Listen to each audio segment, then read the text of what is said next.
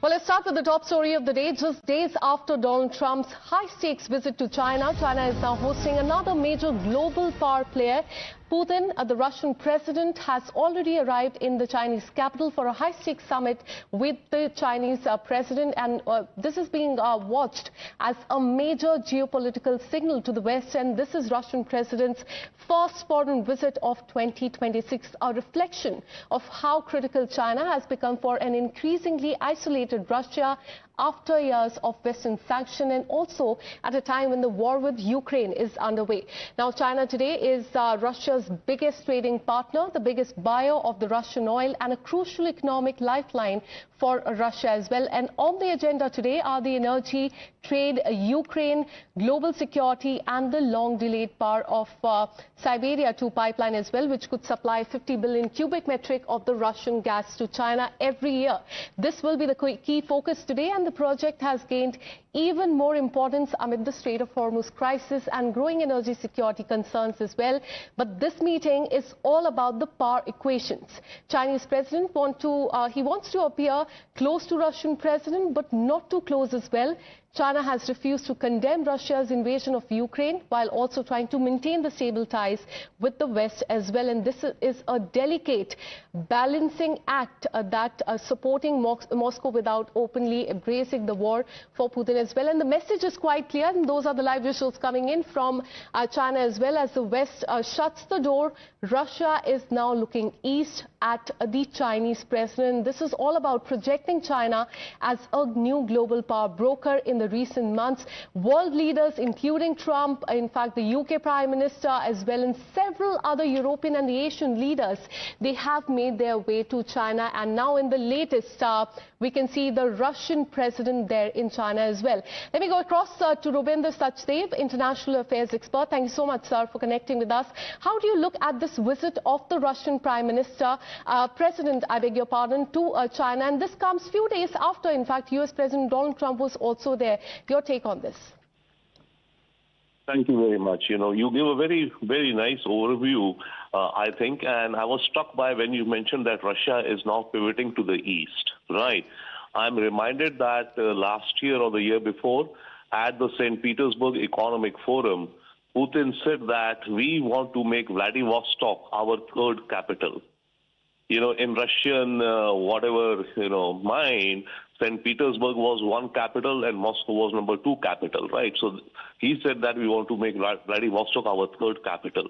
So that very fully captures, the pivot of Russia towards the east. Now, in this pivot, of course, Russia is doing a pivot to global south also, but here it has a very nuanced relationship with China also. There have been some disputes between the two also, right, particularly pertaining to territory in the Far East.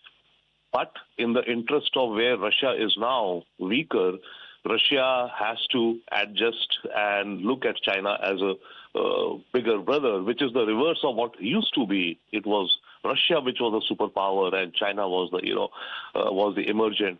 But at the same time, I think both countries realize that there are very clear reasons for them both to collaborate with each other. But at the same time, as you said also, that Xi Jinping wants to appear and act very statesman-like and not put his, full weight behind the Russian war. Absolutely. Thank you so much for connecting with us, because the visuals coming in from China, they are quite important. Russian president and the Chinese president, they are meeting not just as the neighboring leaders, they are representing two major powers whose coordination increasingly influences the international trade. You talk about the energy markets, the regional security, and the diplomatic alignments as well. In fact, let's keep our focus on the visuals that are coming in of the high-level engagement between the Russia and the Chinese president there, where the presidents in fact are seen together ahead of the crucial talks that will be taking place. Let me go across to my colleague Mayank as well as Srinjoy, also joining us live on the broadcast. Mayank, coming to you first, do take us through what can be expected today. Visuals coming in of both the presidents there, Russian and the Chinese president there, seen together ahead of the crucial bilateral talks. So while the world is in a flux, the discussions would be definitely veering around the kind of way that things are shaping between in West Asia and the way that US has been playing its role. And mind it, the two countries, we need to bring out the kind of role they played when a resolution was brought against Iran in the United Nations. So it was stopped or vetoed in a way by both China and Russia. The two countries, they have been sort of a, I mean, while the world is shaping into multipolar world system, China and Russia have coupled together in so many ways strategically and have been trying to create a sort of a balancing act. Post West Asia, how the things will shape up, I think that would be a major part of the discussion between the two nations, because NATO had come into a lot of tension. The way appeals were made by US President, and but NATO had a different line to toe. So that is also one of the things. And G7 is about to take place. The meeting is to take place. In that case also, how the things will be there, that would be also part of a discussion. And mind it, we need to understand that the two nations, they have shaped up together the way they are. They have a history of tension between them. But then today they are one of the strongest allies together. While the territorial borders between Russia and China is almost 4,209 kilometers, and Russia has been playing a very significant role as far as energy security of the manufacturing hub of the world, which is China, has been. So, and Russia has also definitely played an important role to balance out the way the things shaped up for India also in terms of fuel and energy requirement. So there would be lots of major discussions taking place about the world system, international, I mean the situation which is right now going across the globe, and the partnership and relationships which are going to shape up.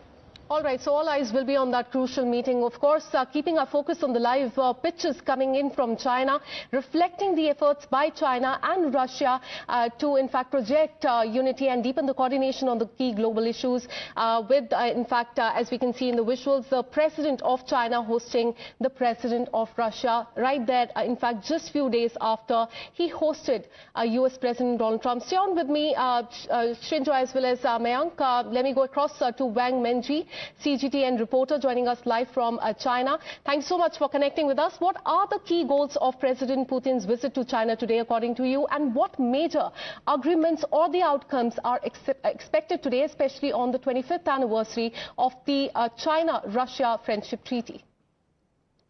Yeah, of course, as you mentioned, ahead of President Putin's visit, China's foreign ministry just mentioned that this is the 25th visit for President Putin to visit China. So you can imagine how important and significant the bilateral ties for each other. And this time, the President Putin's visit to China, I think, is widely expected to elevate bilateral relations further and inject much needed stability and positive momentum into a turbulent world. As you mentioned, this year marks the 25th anniversary of the signing of the China-Russia Treaty of Good Neighborliness and Friendly Cooperation. I think these milestones underscore the resilience of a relationship defined by mutual respect for each other's core interests and major concerns, as well as the mutually beneficial cooperation, while both sides, China and Russia, pursue development paths suited to their own national conditions.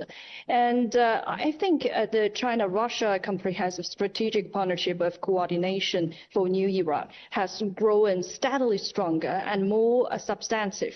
And by deepening political mutual trust, enduring good neighborly friendship, and practical cooperation across multiple fields. And according to China's Ministry of Commerce, I think apart from the politics relationships, the bilateral trade reached, in $228 billion in 2025, exceeding the $200 billion threshold for the third consecutive year. And China has remained Russia's largest trading partner for 16 consecutive years. So all in all, I think apart from the political trust and the economic and trade cooperation, of course, the close cooperation has also expanded in fields such as music, the arts, the education, of course. So that, I think, this is what makes President Putin's visit so important this time, but not only for China and Russia, but also for the world. Also, could you tell us from China's perspective, how does this meeting ahead of, in fact, affect India, given India's strong ties with Russia and the complex relationship we've had with China as well? Yeah, I think I borrow a sentence from Russia's, I think, from the Russian side, that Russia-China ties are steadily forging ahead and have reached an unprecedentedly high standard. I think why they have this kind of confidence towards their bilateral ties is based on their, not only based on the 30th anniversary of the establishment of their China-Russia strategic partnership of coordination, not only the 25th anniversary of the signing of the China-Russia Treaty of the good neighborliness and friendly cooperation. I think why they set a fine model for the state-to-state ties and cooperation between the neighboring countries is based on not only political situations, not only the economic and financial cooperation, but, and apart from the close communications in fields such as culture and people-to-people exchanges. So I think towards India, this is also the same interactions, because Russia and China have already set a fine model for state-to-state ties and cooperation. And I think India can also learn and from learn the experience from the model for state-to-state ties and cooperation, because they are steadily forging ahead and have reached an unprecedentedly high standard. And Russia and China act in line with the principles of mutual assistance, mutual support, and friendship, and their cooperation does not target any third party, and both nations uphold independent foreign policies. So I think all in all, India can learn from all the model of Russia and China and toward their future relationship in the coming days. All right. Thank you so much for connecting with us and bringing perspective on this crucial visit of the Russian president there to China. All eyes will be on the outcome of that crucial meeting between the two world leaders. Thank you so much for connecting with us. And with this, we're taking a very short break. More news and updates on the other side.